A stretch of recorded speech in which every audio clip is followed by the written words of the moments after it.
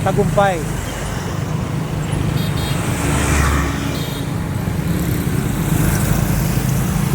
Tagumpay.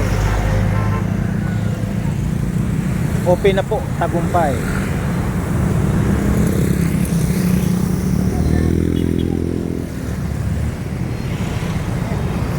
Ayan.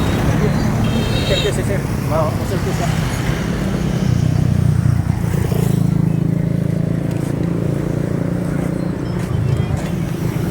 Sir King, good morning. Sir, official na nga giablihan nato ang mga magtuod flyover.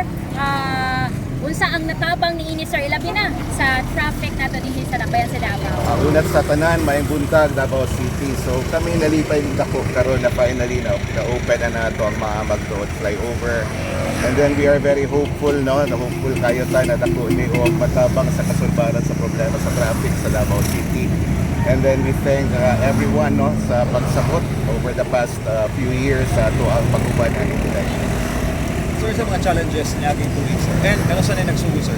Ang dako gyud nato na challenge gyud is ang road right of way, no. So mao tong medyo na delay gyud ta sa pag-implement ta, pero what matters at the end of the day is nakuha nato ang proyekto.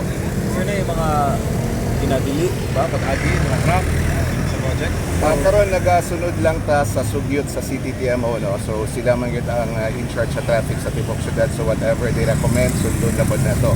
So for now ang gipatuman nato is dunay musunod gyud gyapon ta sa trackman, no.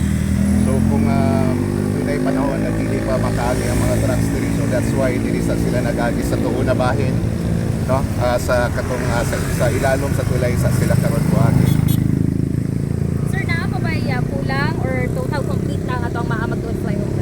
Wala pa kita na kompleto kay part sa atong proyekto manggod is ang kining pag-restore diri sa portions sa dalan nagikaon sa tulay.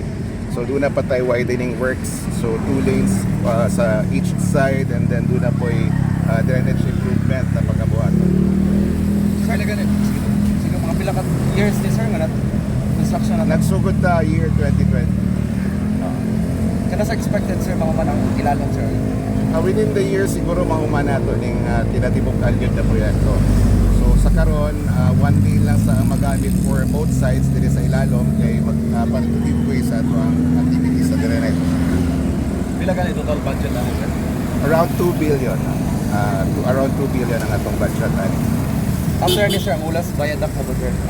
After ani ang restoration na pod nato sa lower portion sa bayadak katong i-restore na pod nato dito ang katong dating atinganan kay wala man ta nagkapondo pa na for now. Sir, speaking of minutes, gikan sa pila ka minutes nga traffic, karon pila na lang ang daganon sa itong mga motorista? Dako gid kay siya og difference, no, kumpara atong ongoing pa atong proyekto. Kung nakita ninyo ganina katong unang bugso sa mga sakyanan, that's already 10 minutes worth of traffic sa pagtabok pa lang nila, no, from the Pangkal side to the Buhangin side. So nakita ninyo sa kapaspas kanina ang daga dito sa kapaspas at close sa traffic padulong diri sa north. So, lastly, sir, pahimang na lang sa tanan nga mga katawhan nato. So pahimangno sa tanan, abre na gyud at last ang ato ang maamag tuod flyover. So dunay mga rules and regulations na giset ang City Transport and Traffic Management Office. Sundon lang nato. Kunya sundon pod nato ang speed limit diri sa diversion road ug sa Tibok Syudad na lang pod in general. Salamat, Sir King. Salamat. Pero kung tulay, 40 na lang.